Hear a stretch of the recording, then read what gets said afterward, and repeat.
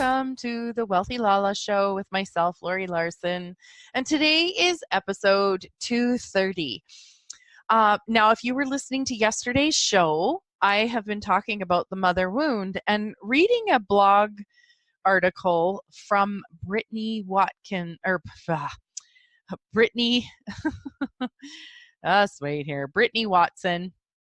Okay.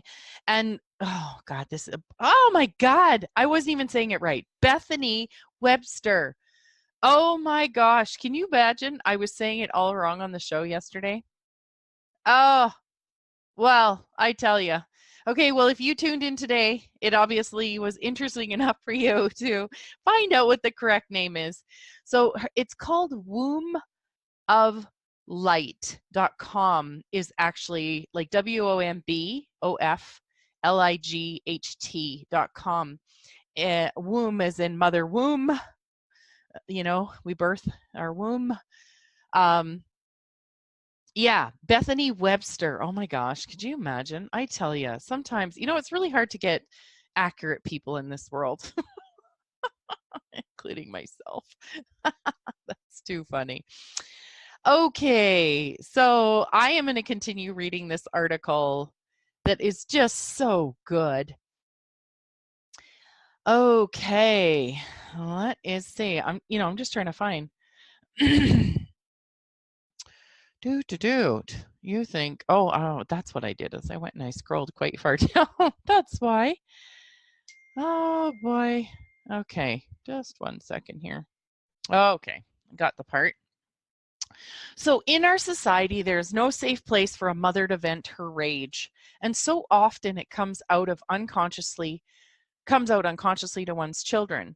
A daughter, a very potent target for her mother's rage because the daughter has not yet had to give up her personhood for her motherhood. The daughter may remind the mother of her unlived potential.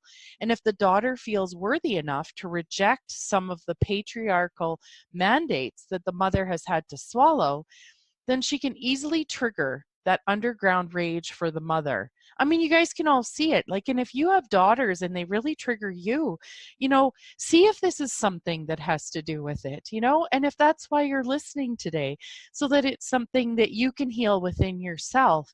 And at the same time, please don't make yourself wrong. Gosh, the judgment we have of ourselves, there's been enough of it. We don't need to add to it. So further on. Of course, most mothers want what is best for their daughters. However, if a mother has not dealt with her own pain or come to terms with the sacrifices she has had to make, then her support for her daughter may be laced with traces of messages that subtly instill shame, guilt, or obligation. They can seep out in the most benign situations, usually in some form of criticism or some form of bringing praise back to the mother. It's not usually the content of the statement, but rather the energy with it, which is conveyed that can carry hidden resentment. The way for a mother to prevent directing her rage to her daughter and passing down the mother wound is for the mother to fully grieve and mourn her own losses, and to make sure that she's not relying on her daughter as her main source of emotional support. Mothers must mourn what they've had to give up and what they wanted but will never have, what their children can never give them, and the injustice of their situation. However, as unjust and unfair as it is not the responsibility of the daughter to make amends for the mother's losses or to feel obligated to sacrifice herself in some ways. For mothers, it takes tremendous strength and integrity to do this. And mothers need support in this process. So like I talked to you guys about, we got to start supporting each other more. Mothers liberate their daughters when they consciously process their own pain without making it their daughter's problem. In this way, mothers free their daughters to pursue their dreams without guilt, shame, or a sense of obligation. When mothers unwittingly cause their daughters to feel responsible for their losses and to share in their pain, it creates a dysfunctional enmeshment, reinforcing the daughter's view that she's not worthy of her dreams. And this supports a daughter's view that her mother's pain must somehow be her fault. And this can cripple her in so many ways. For daughters growing up in a patriarchal culture, there is a sense of having to choose between being empowered and being loved. Wow, hey? So most daughters choose to be loved instead of empowered because there's an ominous sense that being fully actualized and empowered may cause a grave loss of love from important people in their lives, specifically their mothers. So women stay small, unfulfilled, unconsciously passing the mother wound to the next generation. And how much, like, as a side note, again, going to this, like, you look at teenage girls and the difficulty that they can have, like, how much of this is the energy of that? And that if we heal ourselves and allow us to be, kinder to the women in ourselves, in our own world, like the mother within ourselves, our mothers, our daughters, like, that we heal this, but at the same time, like, holding our mothers accountable to their own healing, that it's not our responsibility. And that as we take care of ourselves, we take care of the future, and we inspire, hopefully, our mothers, maybe not, depends on them, to create something different. So the power dynamic. Oh, just wait. As a woman, there's a vague but powerful sense that your empowerment will injure your relationships. And women are taught to value relationships over everything else. We cling to the crumbs of our relationships while our souls may be deeply longing for the fulfillment of our potential. But the truth is that our relationships alone can never adequately substitute for the hunger to live our lives fully. The power dynamic at the center of the mother-daughter relationship is a taboo subject and the core issue at the center of the mother wound. Much of this goes underground because many of the taboos and stereotypes about motherhood in this culture are: mothers are always nurturing and loving, mothers should never feel angry or resentful towards their daughters, mothers and daughters are supposed to be best friends. Oh, that's heavy burdens to carry.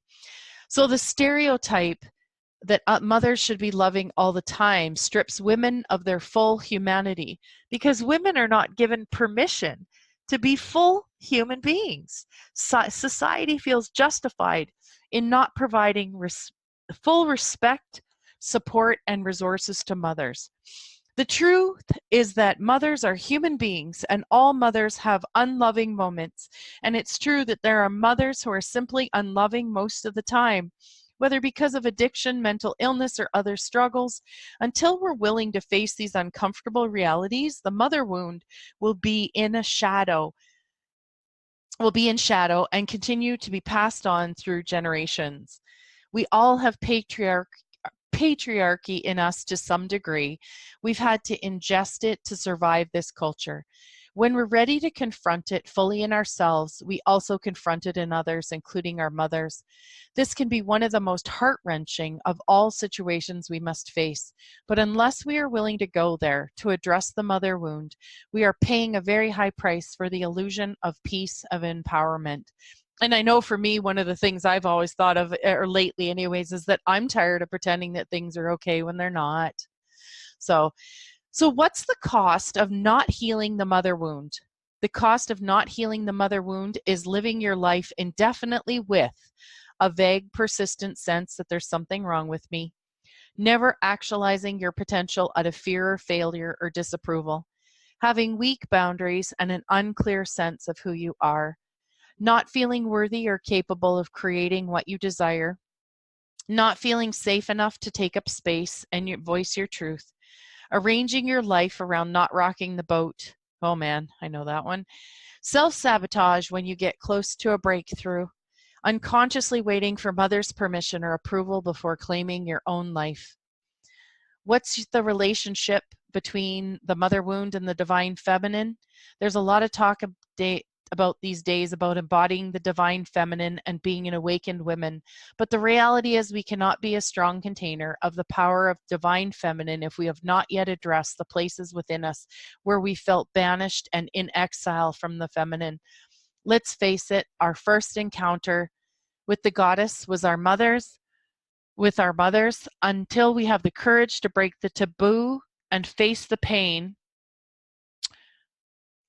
we have experienced in relation to our mothers. The divine feminine is another form of fairy tale, a fantasy of rescue by a mother who is not coming. This keeps us in spiritual immaturity. We have to separate the human mother from the archetype in order to be true carriers of this energy.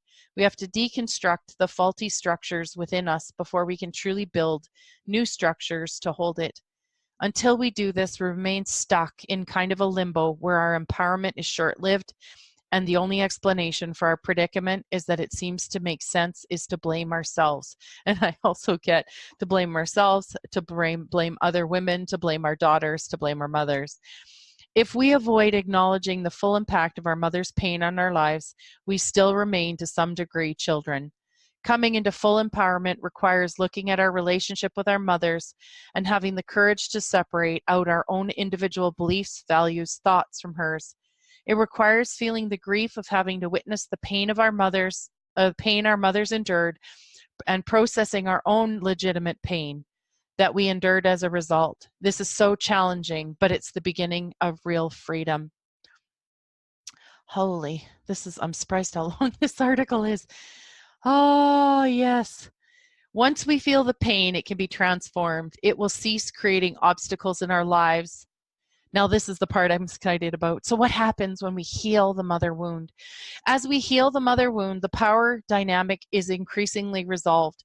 Once women increasingly process the pain of the mother wound, we can create a safe places for women to express the truth of their pain and receive much needed support. Mothers and daughters can communicate with one another without fear of the truth of their real feelings that will break their relationship. Sorry, I gotta say that again. Mothers and daughters can communicate with one another without fear that the truth of their feelings will break their relationship. God, I so relate to that. The pain no longer needs to go underground and into shadow where it manifests as manipulation, competition, and self-hatred. Our pain can be grieved fully so that it can turn into love, a love that manifests as fierce support of one another and deep acceptance, freeing us to be boldly authentic, creative, and truly fulfilled. When we heal the mother wound, we begin to grasp the stunning degree of an impact of a mother's well-being has on the life of her child, especially in early childhood when the child and mother are a single unit. Our mothers form the very basis of who we become. Our beliefs start out as her beliefs. Our habits start out as her habits. Some of this is so unconscious and fundamental, it's very, very barely perceptible. The mother wound is ultimately not about your mother. It is about embracing yourself and your gifts without shame. We address the mother wound because it's a critical part of self-actualization and saying yes to being the powerful and potent women that we are being called to become. Healing the mother wound is ultimately about acknowledging and honoring the foundation our mothers provided for our lives, so we can then fully focus on creating the unique lives that we authentically desire and know we are capable of creating. So the benefits of healing the mother wound: being more fluent and skilled in handling your emotions, seeing them as a source of wisdom and information. Having healthy boundaries that support the actualization of your highest and best self. Developing a solid inner mother that provides unconditional love, support, and comfort to your younger parts. Knowing yourself as competent, feeling that anything is possible and open to miracles and all good things. Being in constant contact with your inner goodness and your ability to bring it into everything you do. Deep compassion for yourself and other people. Not taking yourself too seriously. No longer needing external validation to feel okay. Not needing to prove yourself to others. Trusting life to bring what you need. Feeling safe in your own skin and freedom to be yourself, and so much more. Oh, you guys. Okay, it's almost done. I just have to finish it. I just have to. Oh, please bear with me if this is something that's, and I'd really encourage you to re-listen to this, and I'll put the link in the podcast description so you can actually find the article if you want to read it to yourself. As we engage in this healing process, we slowly remove the thick fog of projection that keeps us stuck and can clearly see and appreciate the love for ourselves.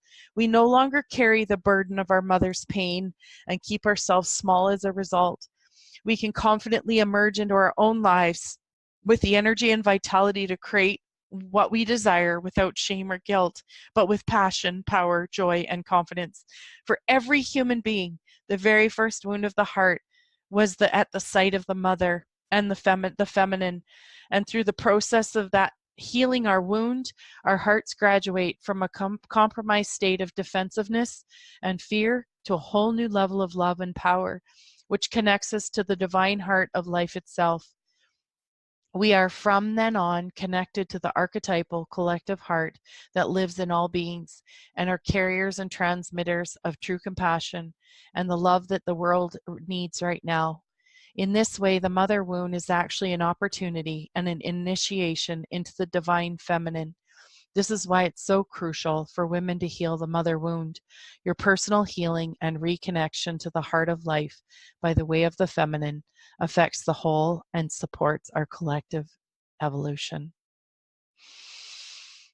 I don't know about you guys, but what else is possible for me now, for us now, for all of us? Big hugs to you. And if you made it through this, wow. I just wonder so much what we could heal within ourselves and within the relationships with women in our lives with taking care of ourselves first and allowing that to be expanded and evolved out into the world. So thanks again so much for listening. See you on the next show. Big hugs, you guys. Take care.